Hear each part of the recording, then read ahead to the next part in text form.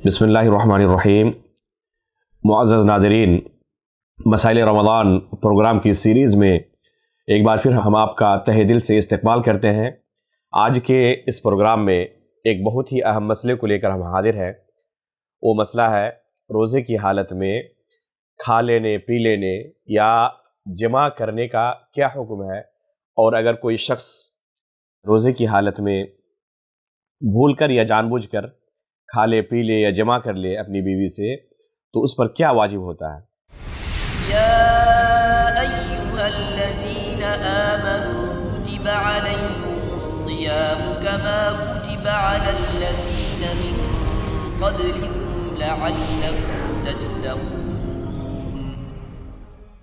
سب سے پہلی چیز کہ اگر کوئی شخص بھول کر روزے کی حالت میں کھا لے یا پی لے تو اس سے روزے کی صحت پر کوئی فرق نہیں پڑتا، اس کا روزہ صحیح مانا جائے گا۔ اگرچہ پیٹ بھر کے وہ کھا لے، پیٹ بھر کر پانی پی لے، تب بھی اس سے روزے کی صحت پر کوئی فرق نہیں پڑتا۔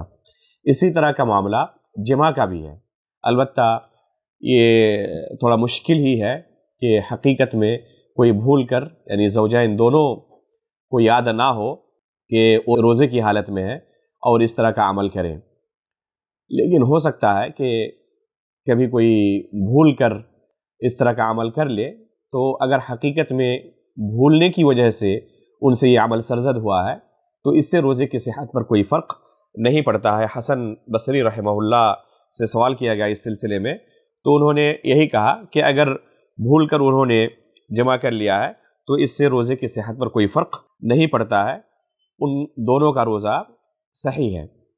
البتہ اگر کوئی شخص جان بوجھ کر کھا پی لے تو اس سے روزہ ٹوٹ جاتا ہے، اور بغیر کسی مرض کی وجہ سے یا سفر کی وجہ سے اللہ رب العالمین کی نافرمانی کرتے ہوئے اگر کوئی شخص اس طرح کا کام کرے تو بہت ہی بڑا جرم ہے یہ، اور اس سے اس کا روزہ یقیناً ٹوٹ جاتا ہے، اور جمع کی صورت میں اس پر روزے کی قضا کے ساتھ ساتھ بہت ہی سخت قسم کا کفارہ واجب ہوتا ہے، اسے کفارہ مغلظہ کہتے ہیں۔ اللہ کے رسول صلی اللہ علیہ وسلم کے زمانے میں ہی اس طرح کا ایک واقعہ پیش آ چکا ہے۔ ایک شخص اللہ کے رسول صلی اللہ علیہ وسلم کے پاس حاضر ہوئے اور انہوں نے کہا، اللہ کے رسول میں ہلاک ہو چکا۔ اللہ کے رسول نے فرمایا کہ کیا ہوا ہے؟ تو انہوں نے بیان کیا کہ روزے کی حالت میں نے اپنی بیوی سے جمع کر لیا ہے۔ تو اللہ کے رسول صلی اللہ علیہ وسلم نے اس سے کہا کہ تمہیں اب کفارہ ادا کرنا پڑے گا، اور اس کے لیے سب سے پہلے ایک غلام آزاد کرنا پڑے گا۔ کیا تم غلام آزاد کر سکتے ہو؟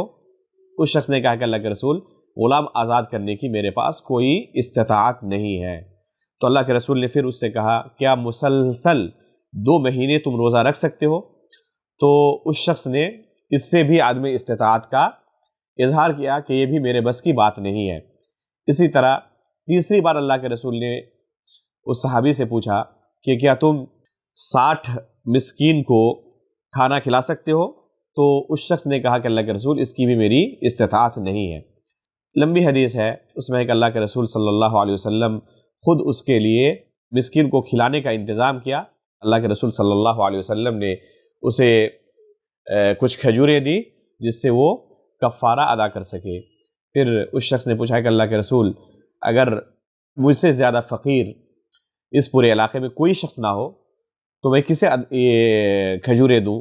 تو اللہ کے رسول مسکرائے اور کہا کہ خود کھاؤ اور اپنے اہل و عیال پر اسے خرچ کرو۔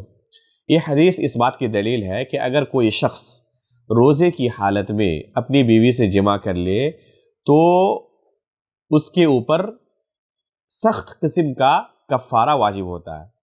سب سے پہلے اس سے ایک غلام آزاد کرنے کا مطالبہ کیا جائے گا۔ اگر اس کی استطاعت نہ ہو تو مسلسل 2 مہینے روزہ رکھنے کا مطالبہ کیا جائے گا۔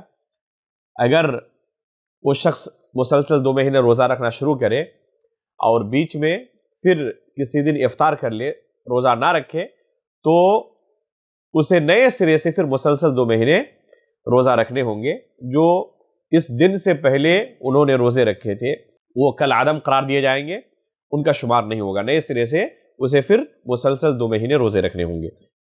اگر کسی کی استطاعت میں نہ ہو مسلسل 2 مہینے روزے رکھنا تو اس سے یہ ساقط ہے، اس لیے کہ اللہ رب العالمین کا ایک عام اصول ہے لا یکلف اللہ نفسا الا وسعها، کہ اللہ رب العالمین وسعت سے زیادہ، طاقت سے زیادہ کسی شخص کو مکلف نہیں کرتا۔ اگر اس کی طاقت اور وسعت سے باہر کی یہ چیز ہے تو اس سے اس چیز کا مطالبہ نہیں کیا جائے گا اور یہ ساقط ہو جائے گا، اور پھر اسے کہا جائے گا اگر طاقت ہو تو 60 مسکین کو وہ کھانا کھلائے۔ یہاں پر سوال آتا ہے کہ کیا یہ کفارہ صرف مرد کو یعنی شوہر کو ادا کرنا ہے یا بیوی پر بھی یہ کفارہ واجب ہوتا ہے؟ اس بارے میں علماء کے درمیان اختلاف ہے، اور راجح یہ معلوم ہوتا ہے واللہ اعلم بالصواب کہ صرف شوہر پر یہ کفارہ ہے، بیوی پر یہ کفارہ نہیں ہے۔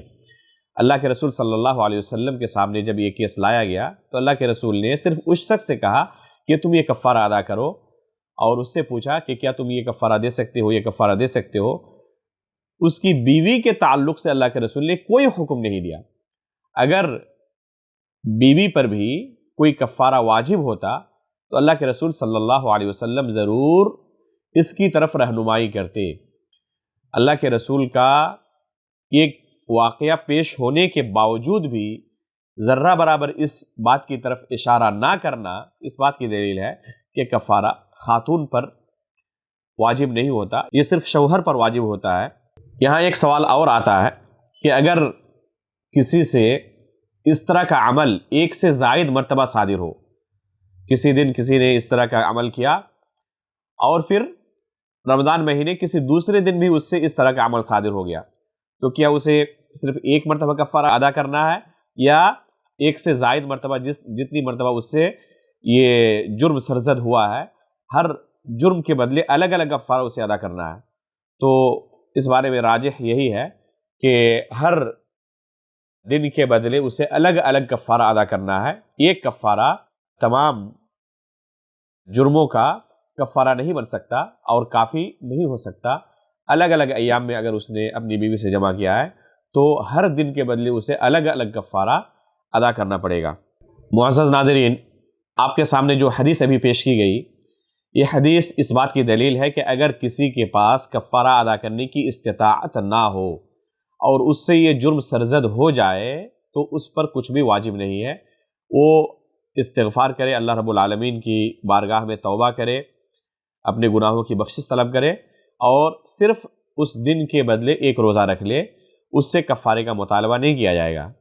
اور استغفار کرنے اور توبہ کرنے کا معنی یہ ہے کہ وہ اللہ رب العالمین سے عہد کرے کہ مستقبل میں دوبارہ یہ جرم نہیں کرے گا۔ اس کا معنی یہ نہیں کہ اس کو کفارے کی طاقت نہیں ہے تو اب اس کے لیے چھٹی مل گئی کہ اب جب چاہے اس طرح کا عمل کرے اور اس سے کفارہ معفو عنہ ہے، اس سے کفارہ ساقط ہے، ایسی بات نہیں ہے، بلکہ اس کے لیے توبہ و استغفار کرنا ضروری ہے۔ اور توبہ استغفار کا معنی یہی ہوتا ہے کہ اپنی غلطی کا اعتراف کرے، اپنی غلطی پر پشیمان ہو، شرمندہ ہو، اور مستقبل میں اس طرح کی غلطی نہ کرنے کا اللہ رب العالمین سے عہد بھی کرے۔ پھر بھی اگر شیطان کے چکر میں پڑ کر غلطی سرزد ہو جائے تو پھر وہ اسی طرح کا عمل کرے، یعنی پھر توبہ و استغفار کرے۔ البتہ عدم استطاعت کی بنا پر اس پر کچھ بھی واجب نہیں ہوتا سوائے توبہ استغفار اور اس دن کے روزے کی قضا کے۔ اللہ رب العالمین سے ہم دعا کرتے ہیں کہ اللہ رب العالمین ان مسائل کو ہمیں سمجھنے اور ان کے مطابق عمل کرنے کی توفیق عطا فرمائے۔ آمین۔ تقبل رب العالمین، وصلی اللہ علی نبینا محمد۔